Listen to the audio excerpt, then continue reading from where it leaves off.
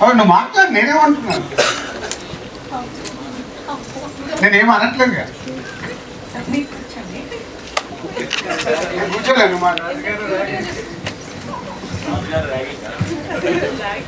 నేను మిమ్మల్ని చేస్తారో, మీరు నన్ను చేస్తారో, నేను వాళ్ళని చేస్తాను, వాళ్ళు నన్ను చేస్తారో, ఒక 5 minutesతో వెళ్ళిపోతుంది. ఫస్ట్ ఆఫ్ ఆల్ అందరికీ నమస్కారం. ఇక్కడికి వచ్చిన మీడియా వాళ్ళందరికీ థ్యాంక్ యూ సో మచ్. ఇప్పుడే రావాలిరా సాంగ్ యూట్యూబ్లో రిలీజ్ అయింది.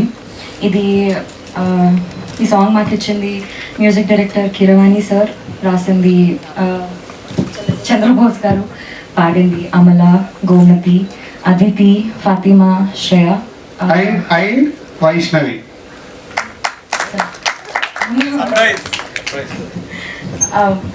వీళ్ళందరికీ థ్యాంక్ యూ సో మచ్. ఇంత మంచి పాట మాకు ఇచ్చినందుకు. రావాలిరా సాంగ్ ఒక ఎక్స్పీరియన్స్ నేను మీ అందరికీ చెప్పాలనుకుంటున్నా. ఒక సెల్లార్లో బ్యూటిఫుల్ సెట్, అమేజింగ్ సెట్ వేసినారు.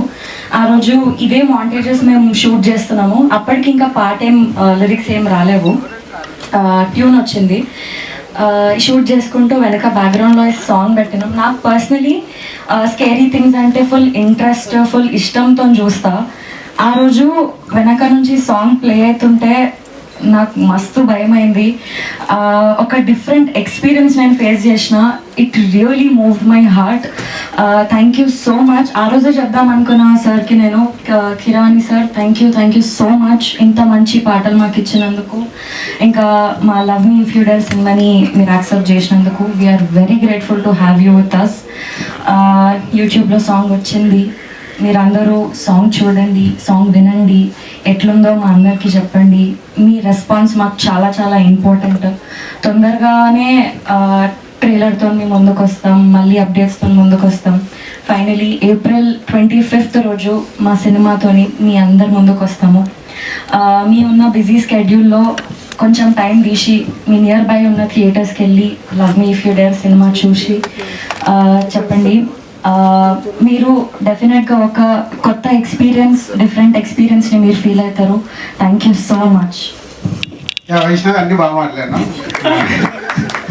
యాక్చువల్లీ ఇప్పుడు మీరు చూసిన వీడియోలో కానీ సాంగ్ పాడింది ఇందాక వైష్ణవి చెప్పినట్టు, కీరవాణి గారు ఈ సాంగ్ని ఒక ఎక్స్పెరిమెంట్ లాగా చేయాలి అని ఈ లిరికల్ వీడియోని తయారు చేయడం జరిగింది. 5 సింగర్స్తో ఈ సాంగ్ పాడియడం జరిగింది. కానీ బేసిక్గా సినిమాలో మట్టుకు పాడింది వైష్ణవి.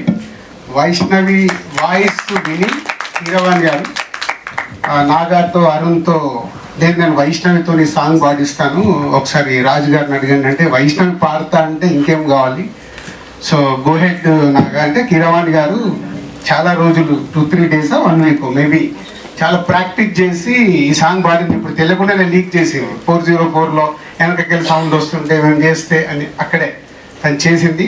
డెఫినెట్గా వైష్ణవి మా కోసము, మీడియా వారి కోసము, ప్రేక్షకుల కోసము ధైర్యంగా నువ్వు పాట పాడుతున్నావు. నీకు అందుకే అక్కడ ఆశీస్ సపోర్ట్ ఉన్నాడు, నేను ఇక్కడ సపోర్ట్ ఉన్నాను. నువ్వు పాడతావు. కొంచెం వైష్ణవి కాన్ఫిడెన్స్ పెంచడానికి నేను ఒక చిన్న ఈవెంట్కి వెళ్ళాం కాలేజ్కి. 4 lines పాడింది. అక్కడ ఉన్న అందరూ గట్టిగా అరిశారు. నాకు తెలిసి ఇక్కడ కూడా మీరు అరుస్తారు అనుకుంటున్నారు. బెంగాల్ మా టీం ఉంది, వాళ్ళని అరుస్తున్నారు. ట్యూన్ ఇస్తాను, నువ్వు స్టార్ట్ చేయి.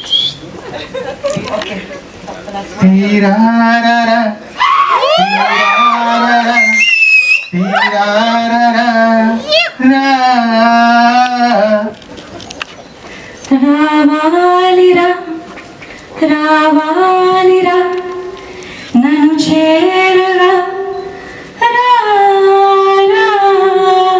కంటిన్యూ మళ్ళీ వాళ్ళ తీరా కంటిన్యూ పాట అద్భుతంగా పాడుతున్నా. చెప్పండి. నీరాకతో నేనన్నది తెలియాలిరా.